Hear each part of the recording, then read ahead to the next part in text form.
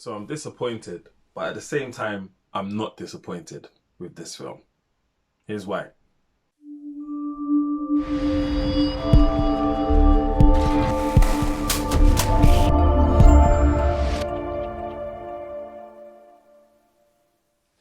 People, what's going on? Welcome to another episode of Filmy Thoughts. Thank you to those who have joined me on this journey thus far. If you want to join, click that subscribe button. That would be great. This should be a nice, short, and sweet one. Today, we're going to talk about Dolittle. I mean, it's a really basic film. You do not need to be the smartest person in the class in order to get this film. And I suppose that's how kids' films should be. So I suppose from a kid's perspective, it's a fantastic film. It's great. My daughter loved it. She gave it a straight 5 out of 5, which from an adult's point of view, I think is wild. But it does what it says on the tin, basically, which is me and the kids are going to go on an adventure. Starring Robert Downey Jr., also produced it as well. And at the beginning of the film, I said that I was disappointed with this film, but I was also not disappointed. There are two reasons why I was not disappointed. The first one being the fact that I went with my daughter, and we were surrounded by kids as well, and they seemed to really enjoy the film, and that's what the film was about. The second thing that I wasn't disappointed with was, of course, Robert Downey Jr.'s acting. I mean,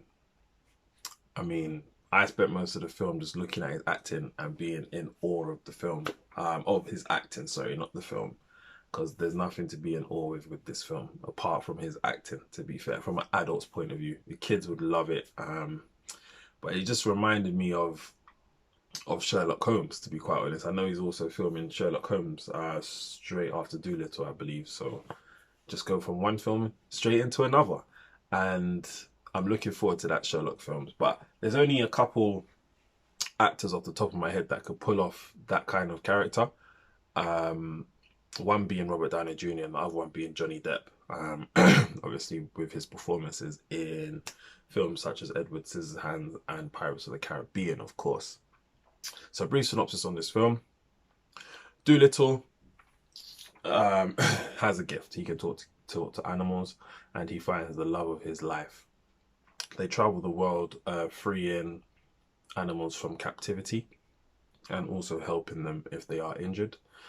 They have a vast property in the UK when the wife decides that she has to go on a little quest to try and find something. I believe it's called the Eden Tree. I watched this a couple of days ago, so forgive me. And she's lost at sea, basically, shipwrecked. And Dolittle decides to close himself off from the world.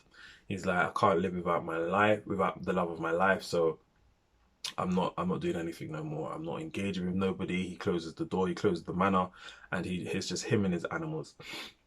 Then a boy comes along and basically convinces him to look at an animal. He starts to understand and fall back in love with looking after animals. And then the queen summons him and he is sent on an adventure in order to save the queen. And that's it in a nutshell. The kids, as I said, they were laughing throughout the film. So it's obviously a kids film. It's for the kids, so it's a good film to take for the kids. From an adult's point of view, I don't think it's a good film. The only saving grace is the acting performance by Robert Downey Jr. It just felt like a forced film. The storyline was very wild, very wacky, which again the kids love. So I could see why they made it that way in order to feed into the kids. But again, from an adult's point of view, it just wasn't. It's not worth going to the cinema for. If you're not bringing kids, it's not worth it at all. I mean, I grew up on I know there's been many different versions of Dolittle. The one that I grew up on was the one with Eddie Murphy, where that was a good film because it was comedy, and it was more believable. It made more sense to me. So yeah, that's it though from me. So thank you for watching. Short and sweet as promised. Whether it's the morning, the evening, the afternoon, the daytime, or the nighttime. I don't know if I've missed one. But whenever it is and you're watching this, I hope you're blessed. Thank you for watching. Take care.